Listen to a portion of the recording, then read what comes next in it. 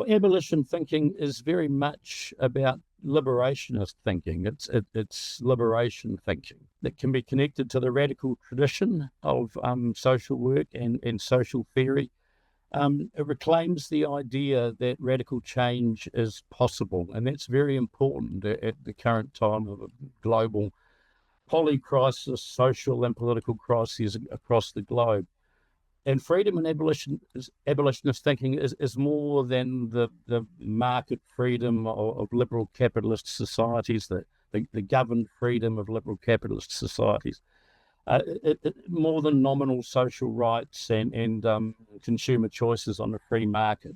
Abolitionist discourse is more akin to the Freirean idea, the Freirean notion of the power to name the world, the creative capacity in the Marxist tradition. It's important to understand the world, but the point is to change it. And the capacity for people to organise collectively, to act collectively in the community development tradition, to achieve change and liberation through the process of action and doing. It's about dismantling oppressive structures, finding ways to dismantle oppressive structures and build new ones. So it's exciting. It's got a sense of movement. It's got a sense of human capacity for change.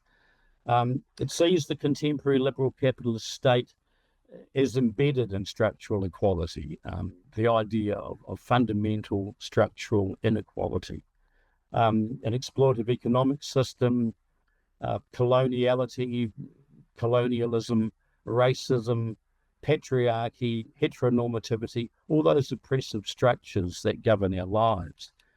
Abolition isn't focused on reform. It eschews the idea of reform and focuses on transformation.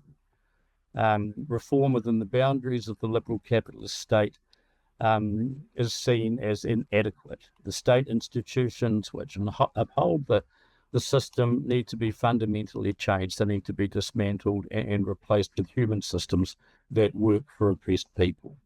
So we have to abandon the confines of liberal capitalist realism, the idea of capitalist realism that governs the boundaries of our thinking. Abolitionist thinking fundamentally questions the way in which unequal power relations are perpetuated by the state and its institutions, including the justice system, but also the social welfare system. So it asks us to look below the surface.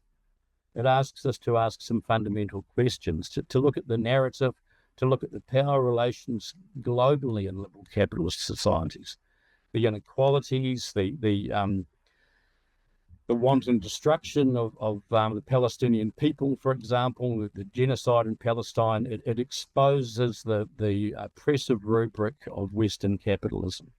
The Western order globally needs to be rejected. The status quo needs to be rejected, and abolitionist thinking gives us some tools to do that.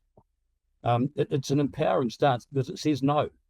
It says enough to the current regime of power and privilege. It doesn't say this could be changed, this could be tweaked, this could be reformed. It says no, this isn't good enough. People aren't supposed to live like this. As Audre Lorde famously said, we can't be bound by the master's tools or confined by the master's analysis.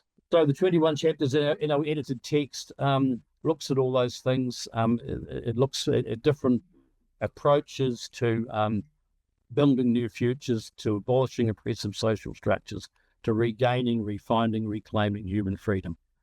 So yes, abolitionist thinking is intrinsically linked to the idea of human freedom and the idea that we can live, that there is an outside to liberal capitalist realism. We just need to open our eyes. We need to form collective organisations. We need to begin to actively work towards social change, and it can be done.